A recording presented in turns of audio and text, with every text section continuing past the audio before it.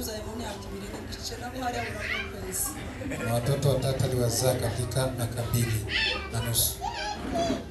Uko nageze ngira bebero zine kagira za postmortem.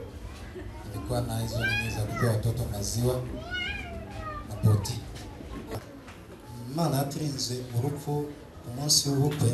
Mungu aliwalinda kifo siku ya harusi. Bakoze accident y'imodoka ariko ntabwo twigeze twishimira. Walifanya ajali ya gari lakini hawakushukuru Mungu. Tumaze gukora ubukwe, jambo la pili walipomaliza kufanya harusi, byabaye ngombwa ko madama azinanga habukeye twakoze ubukwe kwa gatandatu bitaba ngombwa ko azina ku cyumweru. Walifanya harusi Saturday, ilipofika Sunday mke wake akakuja hapa Kenya. Ndio mtu anawazia vibaya kulingana na mambo ambayo amepitia.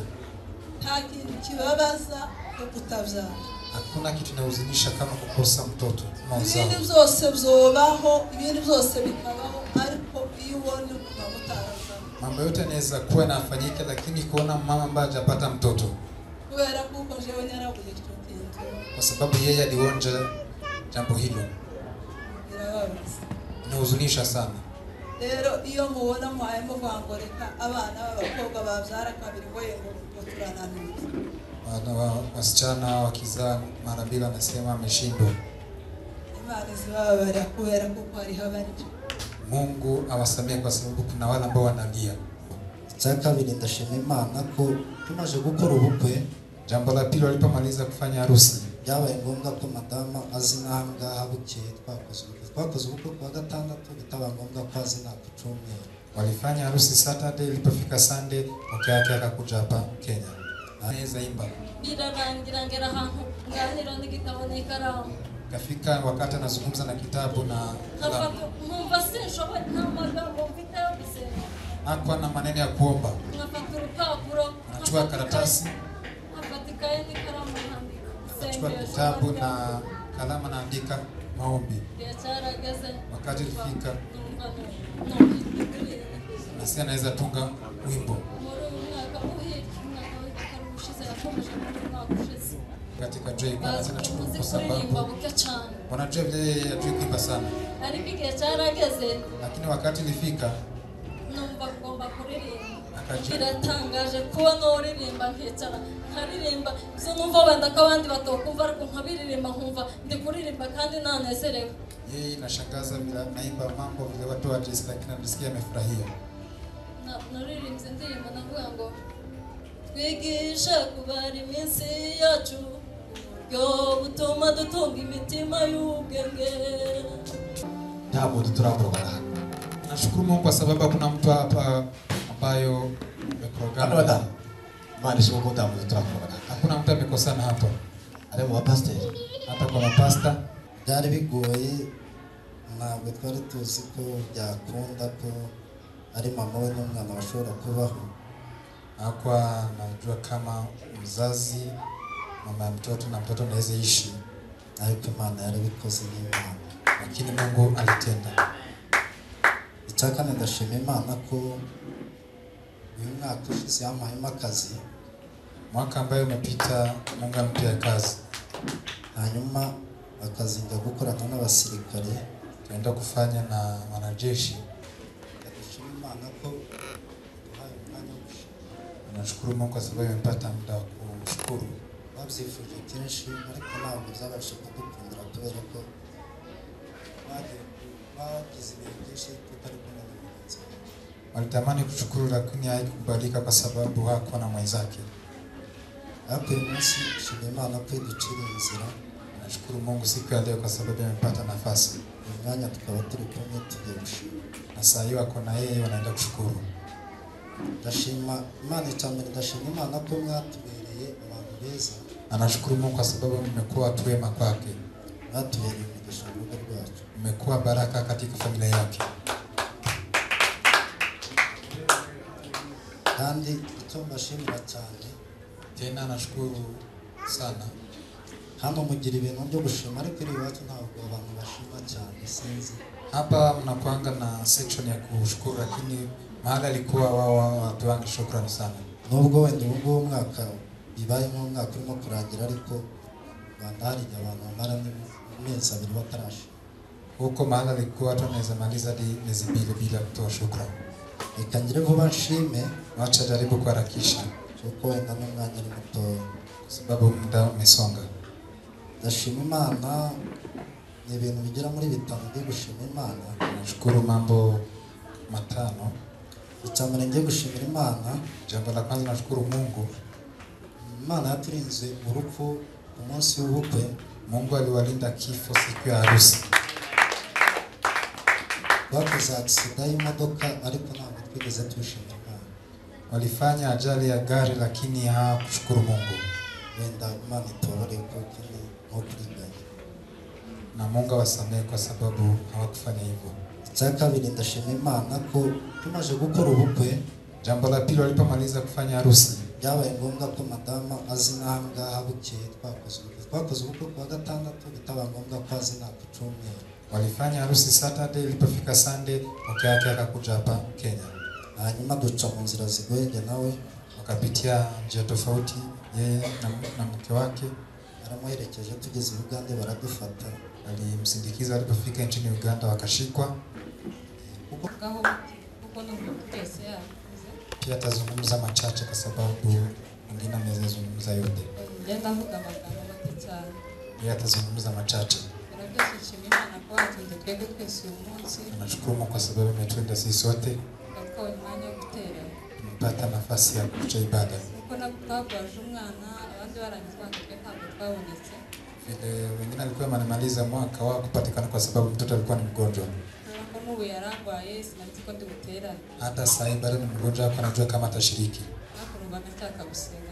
Lakini alikuwa anajihisi kuomba. Kwa sababu amepata mahali tamwacha na akakuja katika ibada. Anashukuru kwa sababu mtoto anapata nafuu. Mambo yote amezungumzia. Si lazima arudie kwa sababu muda imeenda. Cha muhimu nashukuru Mungu. Pia inafanya rudio. Nashukuru kwa sababu alipata mtoto.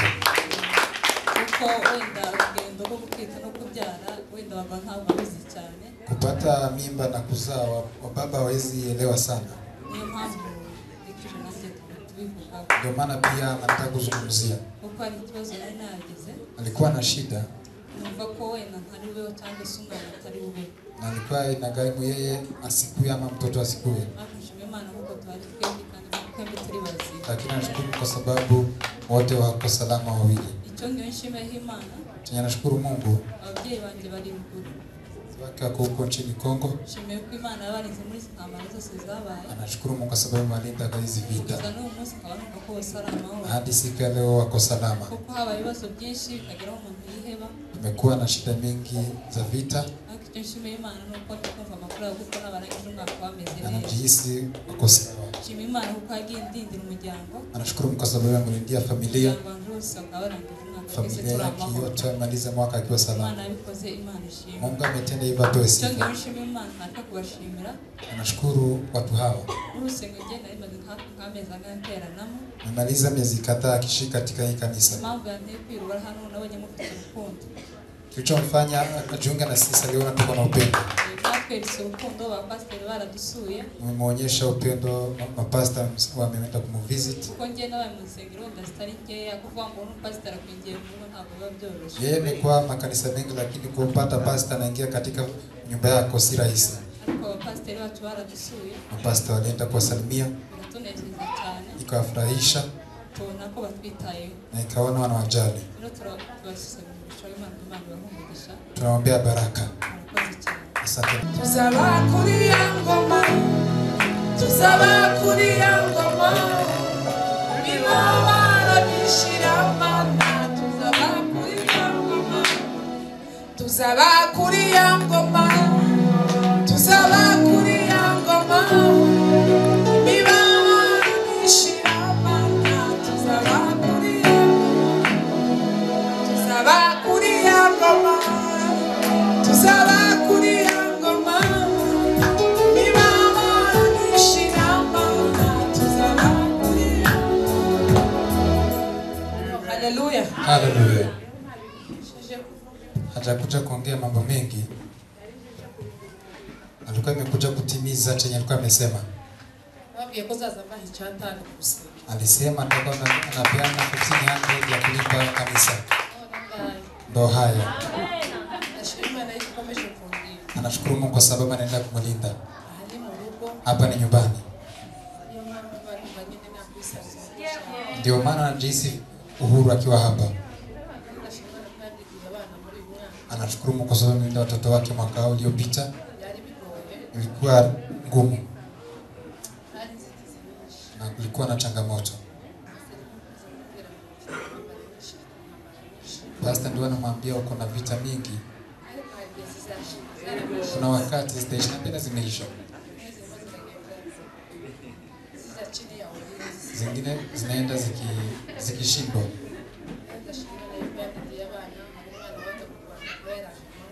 Kuna mtoto alikuwa huko Rwanda alikuja huku salama. Sasa wako na yeye. Anashukuru Mungu amaliza mwaka vizuri. Mungu apewe sifa.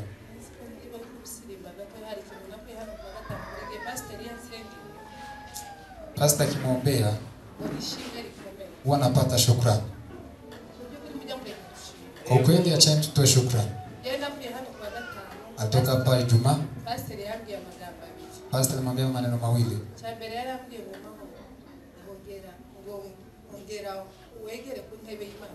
Alimwambia karibia kiti ya Bwana uombe.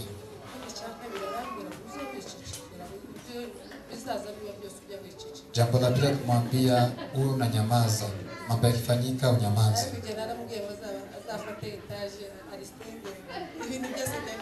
Lakini hilo la kunyamaza alimwambia aombe kwa sababu kunyamaza yeye si rahisi.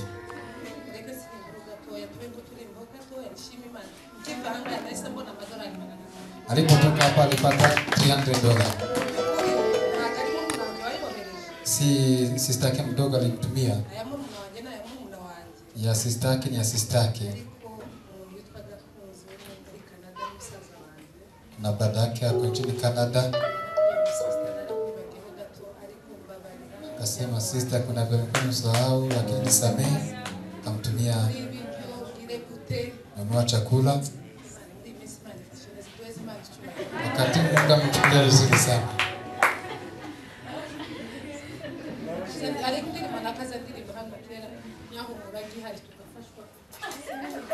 Imana rero mjandukire ndagwacha.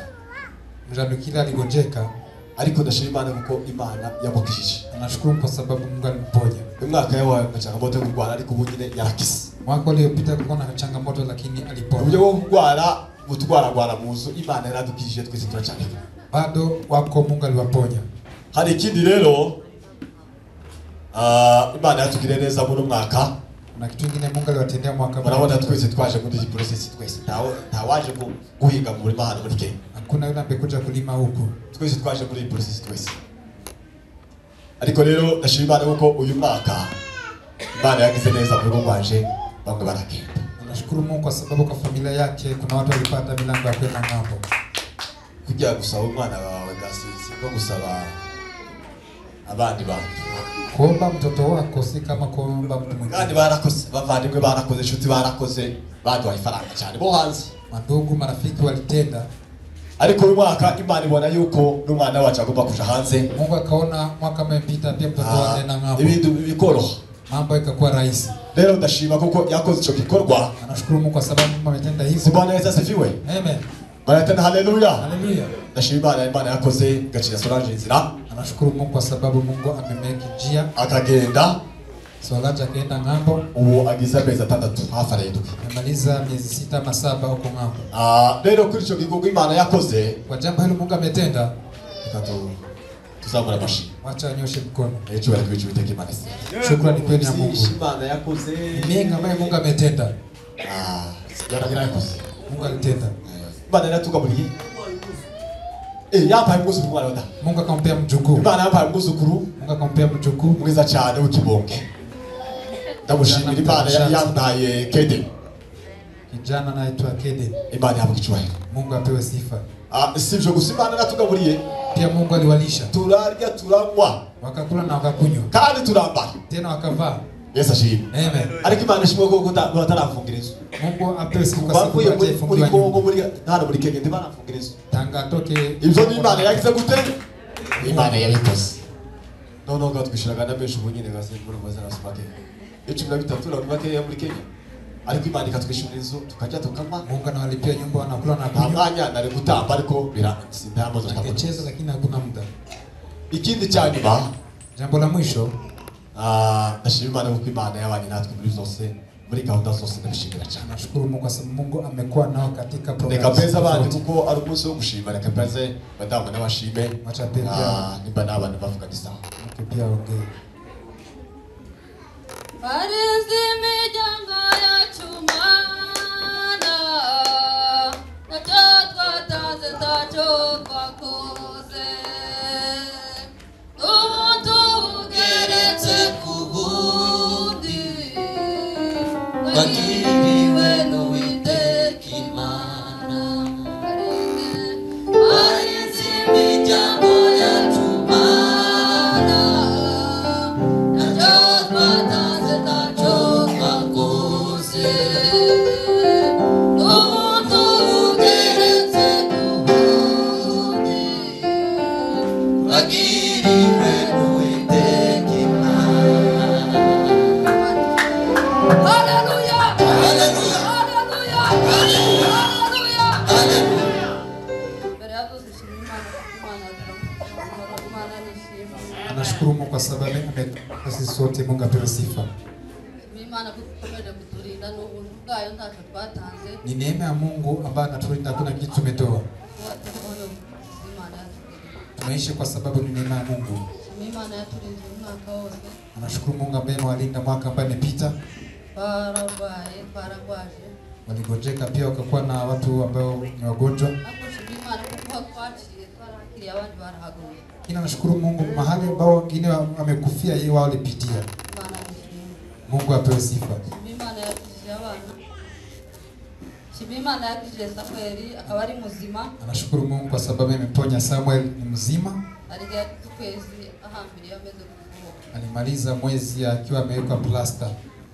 Mtoto kabiri ntabwo yacize yari mu nzu. Tamu ya pili ya shule ya kusoma kwa sababu Imana kuko alimvunjika. yamurinze akabara kizari muzima. Imana nishimye. Anashukuru Mungu kwa sababu alimponya na ako sawa. Mungu apewe sifa. Imana yaduhaye umwuzukuru muri uyu mwaka ugize. Anashukuru Mungu kwa sababu alipata mjukuu mwaka ambao umepita.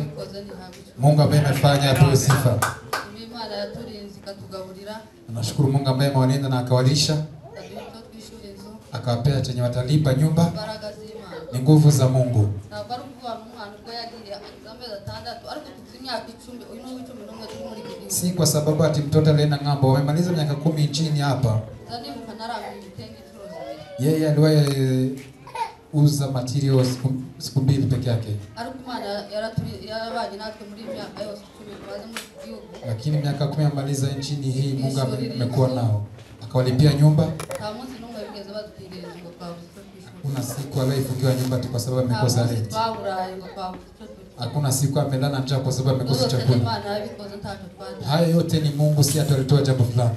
Imana ikomeje kwigisha abana banje. Anashukuru Mungu kwa sababu mtoto anasoma. Twageze muri iki gihugu uyu yari atangiye uwa mbere. Alikuwa ameanza Primaire. alikuwa ameanza primary. None ubu warije wa gatatu secondaire. Sasa anaingia form 3. Urumva zose ni imbaraga z'Imana. Hizo ni nguvu za Mungu. Imana hayigisha umwana wanje muri kaminuza. Anashukuru Mungu mtoto wake anasoma katika university. Imana yabikoze. Imana ni habi cyubahiro. Pia ni Mungu ametenda hivyo, nashukuru Mungu. Imana yarandize ndindira umuryango wose. Mungu amemlinda na akamlindia familia. Ndindira abuzukuru. Pia akalinda wajukuu. Komeje kurinda Solange hari n'abana. Analinda pia Solange na watoto wake. Imana nishimye. Mungu apewe sifa. Nishimye Imana ikomeje kurinda ababyeyi banje aho bari. Anashukuru Mungu pia analinda wazazi wake mahali wapo. Bahari muri Kongo Uvira ntabwo biba byoroshe. Wako hapo Kongo, mnajua mambo si rahisi huko. Ariko Imana ikomeje kubarindira muri zile ntambara. Lakini Mungu anawalindia katika vita zile. Imana yamuje bishimye. Mungu apewe sifa. Ari umunsi baboshe data. Umunsi wose urashira. Kuna siku baba yake alikuwa amefungwa. Aragiye ukabimukiriye. Alikuwa ameenda matanga. Uwo munsi twari tuzi kuko Hawakuwa wanajua kama hiyo siku watakuja kusurvive.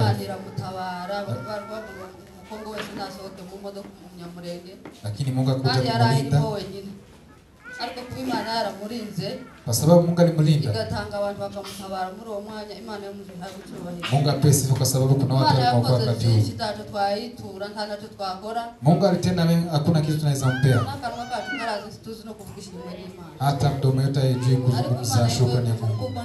Imana kubyo yakoze byose. Lakini Mungu asikie kwamba yeye ameshukuru. Ikiwa bado tunaishi ni neema ya Mungu. Hakuna jambo tulitoa tuligonjeka. Lakini Mungu alikuwa nao mwaka huu wote. Acha shauti haleluya. Tumpe Mungu tukufu. Haleluya! Haleluya! Haleluya! Haleluya! Haleluya! Haleluya! Haleluya! Amen. Princess Nijoro ko ntabwo yari ameze neza. Ndavuga ntahari birakomeza mu gitondo ntibishoboke konza ariko nshima Imana ko yavyutse yorohewe. Imana ishimwe. Amen. Princess yako anajihisi vizuri. Kasema mimi leo atapatikana. Shima Imana yarinze Rehoboti. Nashukuru Mungu kwa sababu amelinda kanisa hili la Rehoboti. Iyi minsi yose umwaka utambutse zote na mwaka ambayo imepita. Amezi 9 arashize. Miezi 9 imepita bila kufika hapa. Shima Imana kuziza byose zabaye muri rusengero. Nashukuru kwa mema yote ambayo yametendeka katika kanisa hili. Shima Imana ku bana bavutse. Nashukuru kwa watoto ambao wamezaliwa. Mama gato akuriwe n'abandi benshi Nyabaruta benshi wengi wakiwa ni wajawazito. Bakabona abana wazima. Imana ishimwe. Lakini sasa amepata watoto wazima. Mungu atoe sifa. Shima Imana yubake Nyakazongo. Nashukuru Mungu kwa sababu amemjengea na akampanguza machozi. Shima Imana kuri ibyo byose byiza byabaye. Imana ihabwe icyubahiro. Mungu atoe sifa kwa mambo yote mema ambayo yametendeka hapa. Ndabaha pole kuri bintu byose byabagazaho muri iyi si. Napea pole kwa mambo yote yamefikia katika dunia hii. Nihangane. Vumilieni. Niri kuri vola. Mungu ndiye kwa steering. Nashima Imana muri uwo mwaka utambutse wabaye umwaka uremereye kuri nje. Mwaka ambao imepita imekuwa ni mwaka mzito kwake. Reka mbanza shima Imana kuko yanyeretse David. Nashukuru Mungu kwa sababu ampea mtoto wake David. David mutwita nararwaye cyane. Alipokuwa mjamzito wa David aligonjeka. Ikiri ntoya cyane nkuko zigomba. Mimba ilikuwa bado mchanga. Nararwaye cyane ku buryo ntageza mbasha no guhaguruka mu gitanda aho nari. Aligonjeka hadi ikifika wakati hapo anaweza kuinuka katika kitanda. Buryo Princess arogeza usukira n'amazi yo kunywa. Princess ndiye alikuwa anampea maji ya kunywa. Amazi atandatu bagereje mu bitaro. Miezi 6 alipofika kaenda hospitali. Anohepa Madam Nasra. Kaenda hapa hosi. Nja mu bitaro bigeraho bambwira ngo uyu mwana uri mu nda rero sinje babwiye umugabo umwana umugore watwite turaguheza amahitamo n'ibintu bibiri. Ikintu cya mbere kumwambia mtoto ambaye umebeba tumboni tutakupea option mbili. Ikintu cya mbere ureke tumubage acha tufanye operation tuwe mtoto kandi tumufunge ntazongere kubyara na tena atamfanyia hivyo atazaa tena. Cyangwa icya kabiri mambo ya pili tureke umwana kure mu nda gazigaye cyo kubyara nagazigaye cyo kubyara zo ufitemo 50 wose kubaho. Ama tuache mtoto akifikisha miezi 6 utakuwa na 50-50 wote kuishi. Ntabwo yabimbwiye yaratashaje guhamagara abantu arabwira naje kumenya nka saa 8 z'ijoro. Yeye akamwambia alienda kaambia watu wengine alijua ikifika saa 8 za usiku. Ugana na muramu wanje. Kaongea na shemeji wake. Ndamubwira muhamagare mubaze ndamuhamagara tuvugane. Akamuuliza akaongea. Ntabwo namubwiye amagambo menshi namubwira ati siku kitabimbwiye kubaka. Mwambie mbona hukuniambia mapema? Sinari kubikubwira n'ukuntu meze. Alimwambia angemwambia kwa sababu hali alikuwa nayo. Ariko namubwiye amagambo abiri. Lakini namwambia maneno mawili. Namubwiye umwana mpite n'uwanyu. Akasema mtoto ambaye nimebeba tumboni ni wenyu. Ariko kandi ninjuki mufite ashtamufite uburenganzira bwinshi. Lakini bado mimi niko na haki kwake kwa sababu mimi ndo nimembeba. Uyu mwana ntabwo muri mumukure muri mtoto huyu amtamtoa katika nyumba hii. Arakomeza we nagarigaje kuvuka. Imana izomenya inzira izabicisha. Ikifika ni wakati wa kuzaliwa Mungu ndiye atajua vile atapitia. Ndashima Imana ko yanyeretse David. Nashukuru Mungu kwa sababu alimuonyesha David. Na David umwaka urenga. Wakaishi na David zaidi ya mwaka mmoja. Imana ishimwe. Mungu atoe sifa. Nashima Imana yuko ko David amaze kugenda Shukuru Mungu mtoto huyo nakomeje guhagarara ndi alipofariki muzima. yaliendelea kusimama imara. Hari igihe mu buzima ntabwo nzi kugira ikibazo mubiri. Yeye kwa maisha si mtu wa kulia hivyo hivyo. Iyo nagize ikibazo ari uko mbibwira Imana narangiza kumva nakomeza gaseka. Yeye akiwa anashindwa naambia Mungu na anaendelea tu na jinsi kucheka. Kuko numva niyo narira ntacyo byahindura. Na jinsi kwa sababu akilia kuna jambo litachange ama David amaze litabadilika. kugenda Mtoto huyo alipofariki abantu bagize ngo none hari uko nabaye nk'umuntu. watu walidhani maybe kuna issue amepata saikolojia. Ndashima Imana ko nari mpagaze ndi muzima. Nashukuru Mungu kwa sababu yeye alisimama kwa wima. Ntabwo nari kuririra David. Angeweza kumlilia David. Kuko wenda Imana yabonye ko ari ngombwa kumutwara. Mungu aliona ni vyema kumchukua. Kuko wenda yaza kumundekera mbere kuzagira agahinda kenshi. Maybe yeye angekuwa naye angekuwa na huzuni mingi. Imana ishimwe ko ngihagaze. Mungu asifiwe kwa sababu bado amesimama. Ndashima Imana yarinze princess. Nashukuru Mungu kwa sababu alinda princess. Hari ukuntu nawe igihe yangezeho Kasarani hari ukuntu yari ameze yari arwaye cyane. Nilimfikia huko Kasarani pia alikuwa amegonjeka. Ariko ndashima Imana ko tukiri kumwe nawe. Lakini nashukuru Mungu kwa sababu ako na yeye.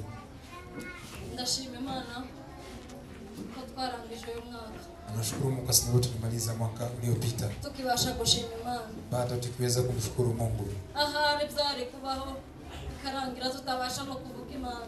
Maybe ilifika wakati hadi tukose kumzungumza Mungu. Ariko Imana ishimwe ko turangije umwaka tukivuga.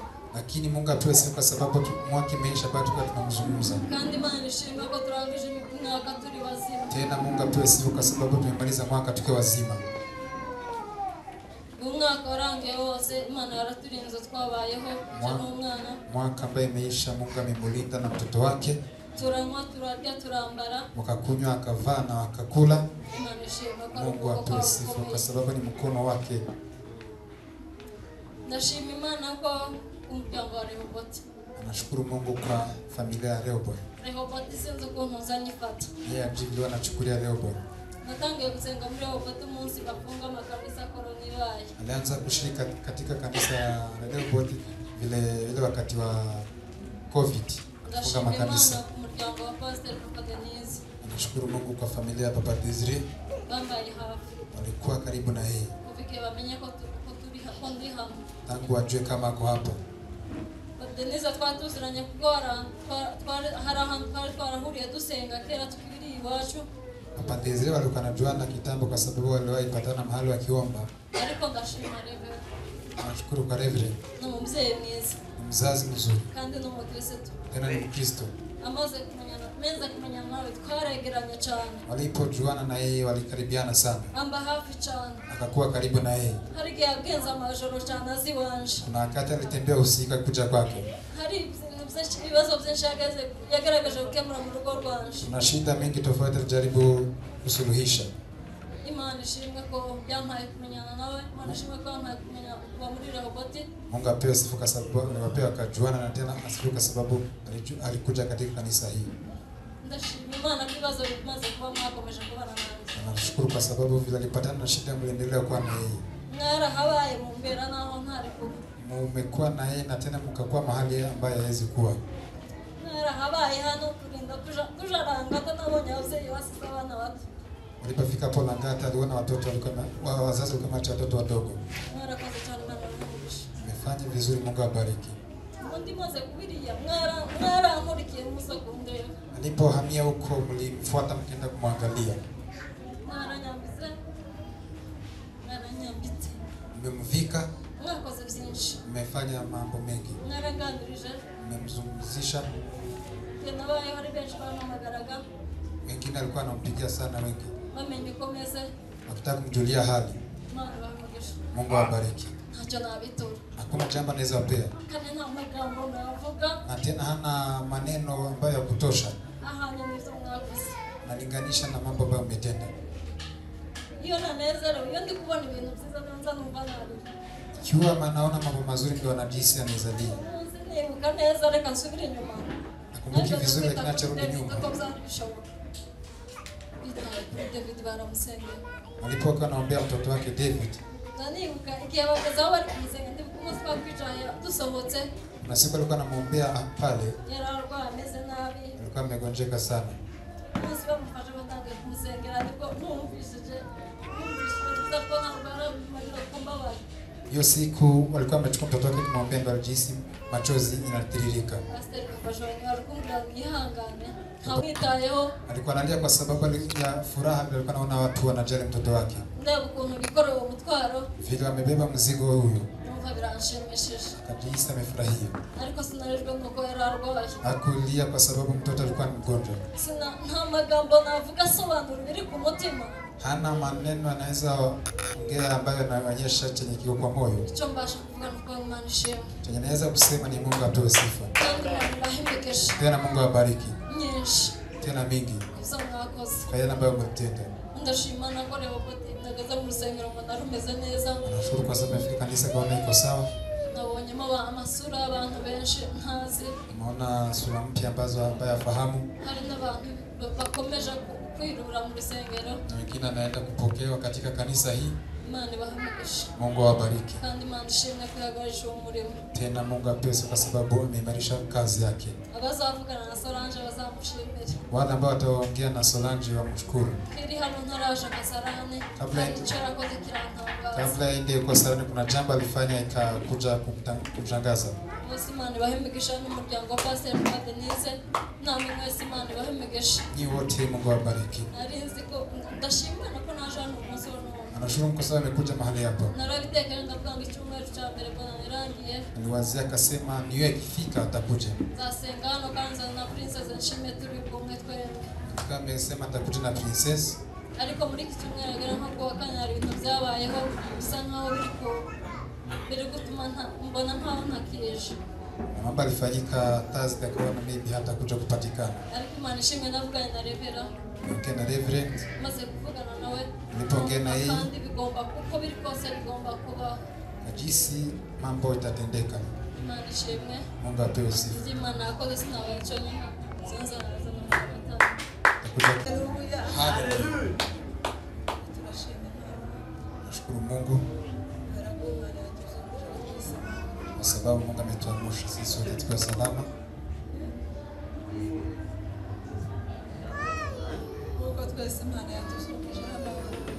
Mungu ametuamsha sisi sote. Si nguvu zetu bali ni neema ya Mungu. Mungu akiwazia neema ya Mungu tunasema machache, lakini Mungu anatenda mengi. Rero abashimye Imana kuko Imana yakomeje kurinda Imana. Tunashukuru Mungu kwa sababu Mungu ameendelea kulinda kanisa.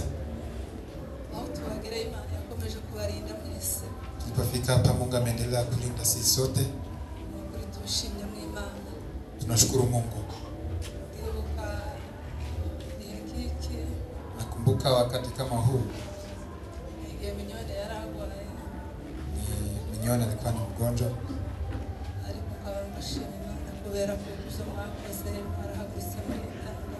Nashukuru Mungu umesimama ukajitoa.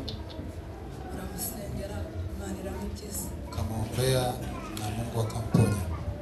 Nukuri Imana nishimye. Kwa kweli Mungu apewe sifa. Rero Imana yadukoreye byinshi. Mungu ametutendea mengi.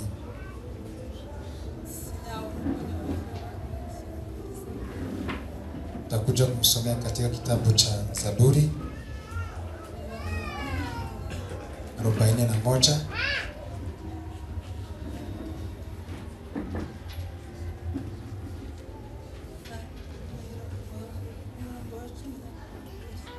Tanzia hapo haya yake ya 12. Zaburi ya 41 haya yake ya 12. Birira vango kandi jeweho nkomereza gukiranuka kwanjye.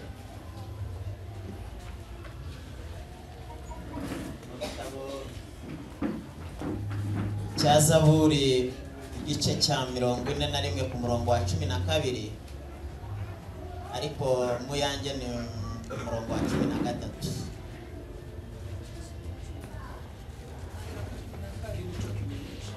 Iki nicyo kimenyesha yuko unyishimira, nuko umwanzi wanjye atavugiriza impundu kunesha, kandi njyeweho unkomereza gukiranuka kwanjye, kandi unshyira imbere yanjye iteka ryose.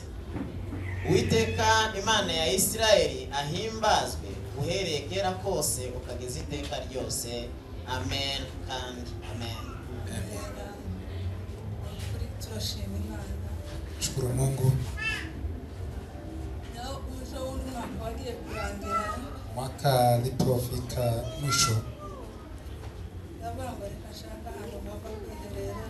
akasema tafute mahali aende azungumze na Mungu. Ndavuga ngo reka ntekereze iby'Imana yankoreye. Akasema wacha azie yale ambayo Mungu amemtendea. Genda bisubiramo ibitangaza by'Imana yakoze. Kienda kiarudilia yale ambayo Mungu amemtendea. Bisubiramo kuko yari ifite umwana. Akarudia kwa sababu alikuwa na muda. Ndavuga ngo Mana ushimwe. Asema Mungu apewe sifa. Kubera ko ntacyo nakoze. Kwa sababu hakuna kitu alifanya. Twaciye muri byinshi. Umepitia mambo mengi. Hari igihe nyegeze kubaho ufite umwana umwe. Kuna wakati aliishi kwa na mtoto mmoja. Namuvyaye ndatinze cyane. Alimzaa bila kukawia sana. Ariko nyuma yo kumuvyara ndatinze. Lakini baada ya kumzaa akakawia. Ndatinda pe. Akakawia. Bigize nk'imyaka hafi 7 ishaka kurenga. Karibu miaka 7 ikipita. Mbona kumukurikiza. Wakapata mtoto mwingine. Ndashima Imana ku bantu Imana yagiye iheza urubyaro, ntabwo ari ukuvuga ngo nije nyine. Nashukuru Mungu kwa watu ambaye Mungu amepea uzao si peke yake. Kubera kuko niyo nshika naje ngakomeza kuko abandi byari bimeze. Pia yeye ningeendelea kama wengine. Naje mbanyaragize nguko abandi bari. Pia ningefanya vile wengine pia wanafanya. Ariko icyo mpagaze. Lakini chenye mesimamia. Nuko nyakomeje umugambi w'Imana kugeza ku wanyu. Amechukua mpango wa Mungu hadi siku ya mwisho. Yagejeje ku mwana wa 7 ndavanga Imana none uko nyumvishe ko binyamira. Alifikisha mtoto wa 7 akasema Mungu na nimesikia mambo haya sasa yamenizidi. Kubera kuko yazaraga vuba. Yeye alikuwa anazaa haraka. Abana batatu nyabazaye mu myaka 2 n'igice nabo hari aburakwezi. Na watoto 3 aliwazaa katika miaka 2.5. Kuko nyageze ngira bembero zine kagira za postmortem. Alikuwa na hizo nini za kupea watoto maziwa na poti. Urabona ntabwo zari zoroshe kuba mama babyaye bazi ko ubwo buremere niko buzumva cyane. Wazazi ambao wamejifunga na wanajua uzito hilo jambo hilo. Kandi nubwo nta rest. Na tena hapa kwa ameachilia. Usa nkomeje kubera ko arabonya twaraginda mu mezi 4 mu mezi 6 zama bikomeza gutyo. Mambo iliendelea hivyo. Ndavuga ngo sinyareka umugambi w'Imana kubera amarira nyariri Imana sinyosa kandi kuyitura inshinge zawe kandi bizofata. Kasema vile alilia Mungu ataenda kudunga shindano hizo. Ndavuga ngo uko bizaba kose. Kasema vile mambo yote itakuwa Ari vyiza ari bibi nzihangana kuzogeza ku munota wanjye. yakiwa mabaya ama mazuri atavumilia mpaka dakika ya mwisho. Abashimye Imana kunyine maze kuba. Anashukuru Mungu kwa sababu sasa amesahau. Uwo mwana mutoya atangiye umwaka wa 5. Mtoto mdogo sasa ameanza kutoka class 6. Urabona atanashaje cyane. Naona yeye si mkubwa sana. Nashaje nyina urabona byibura bigifana.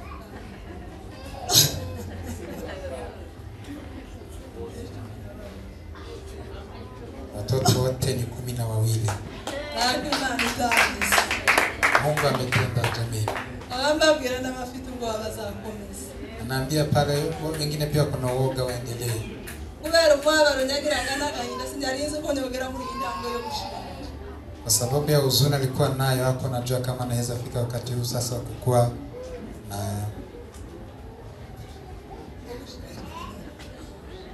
rero ubu nyine nkaba mfite abuzukuru bane kwa ine sahi izo zose ni umugambi w'Imana kubera kuko je natekerezaga numvaga yaratekerezaga nkareba nkamango se Imana zibura yoba gusa umugambi Imana ndizi dukora ngo twishuze.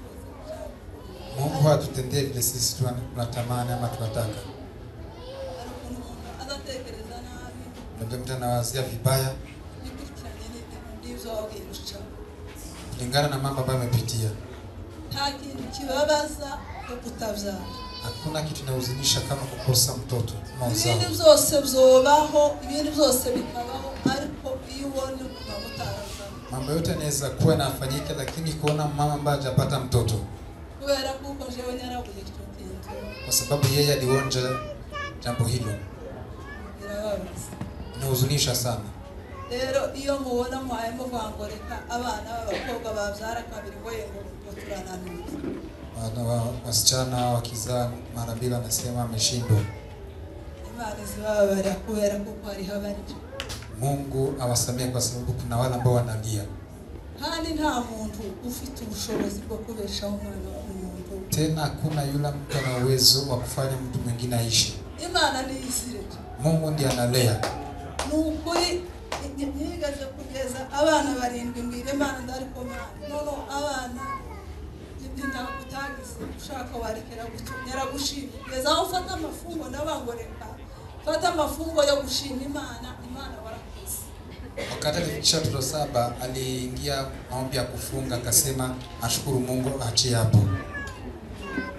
Onyama ni uva kwa Imana mbira ngo mbifasha abake alipolala akasikia sauti ya mke kimwambia yule Mungu anasaidia wachache na anasaidia pia wengi. Akajisi moyo wake tena imerudiliwa nguvu. Akasema atafikisha wa mwisho. Na tena Mungu amefanya.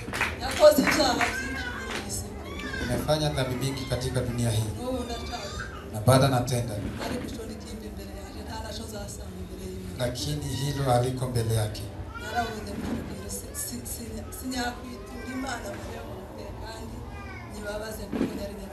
Hawezi lilia Mungu na tena enda huzunishe Mungu. Ndashima Imana ndatize. Bila kuchukua muda nashukuru Mungu. Imana yatugeneza muri uyu mwaka. Mungu amewatendea mema katika mwaka ambao umepita. Hariho byinshi twagiye duhura nazo. Tuna mambo mengi ambayo tumepatana nayo. Umwana yatashe mumotara kamukubita kasi kakarara aho ngaho umuhanda. Vile siku moja mtoto alipigwa na mtu wa motorbike, helmet akalala hapo nje.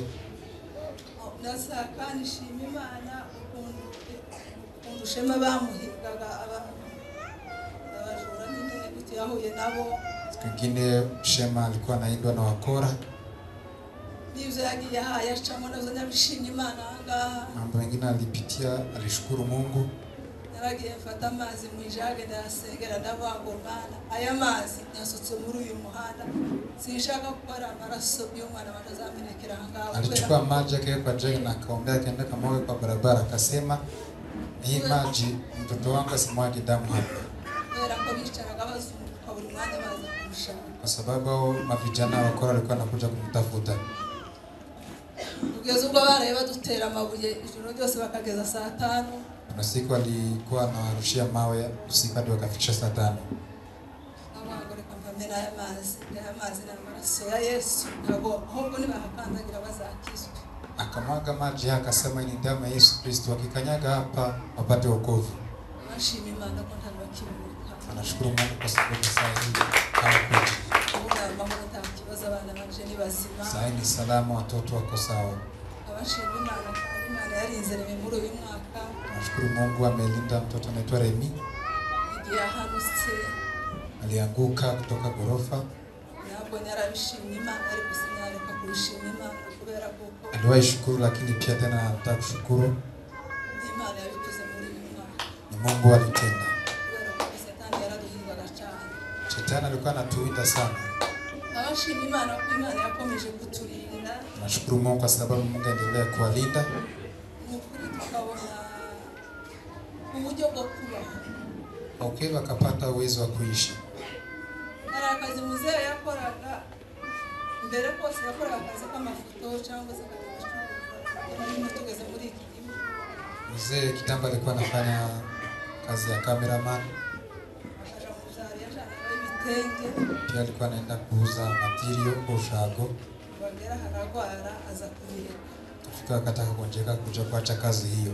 Ahindura imirimo atangira gukora kuri akabadilisha kazi akaenda kufanya katika YouTube. Ariko ngabashimye Imana kuva mu kwezi kwa 6. Anashukuru Mungu kuanzia mwezi wa 6. Ejo bundi niho yahembwe kwezi. Mwezi ambao umepita ndio walianza kulipwa. Alilipwa 12k. Kuva mu kwezi kwa 6 tutarahembwa. Ejo bundi ni wangu 12 nabo barongera kandi barayifunga. Juzi ndo amelipa mshahara wake wa kwanza lakini chana tena ikafungwa. Ariko ngabashimye Imana twabonye ukuboko kw'Imana. Anashukuru Mungu kwa sababu ameona mkono wa Bwana. Abo bana bose mfite. Watoto hawa ambao wako nao nta munsi bigeze babura. Hakuna siku amelala njaa. Ni ukuri abana barajya. Kweli watoto wanakula. Kandi nabo barambaye. Na tena wanavaa. Na kandi bari. Na tena wanasoma. Abashimye Imana. Imana yo zikora ibitangaza. Anashukuru Mungu kwa Mungu anatenda miujiza. Hari ikindi nigeze kandi ikindi kibazo umwana uri hanze tutari kumwe. Na mtoto kwa ng'ambo wako na yeye. Yigeze kugira amezi 2 tutavugana. Aloimaliza miezi 2 bila kuongea nao. Ava kuri WhatsApp turagerageza kumushakisha. Akatoka katika social media wakamtafuta akamkosa. Hari abakozi b'Imana nyabibwiye barakusengera. Na watumishi wa Mungu anajua aliwaambia akamwombea. Ukuri barasenze. Waliomba. Asanga nyine yarashakurijwe. Wakagundua kwamba kuna vile amepigiwa kelele na shetani. Ni telefone y'istafsi. Na simu alikuwa amechukua.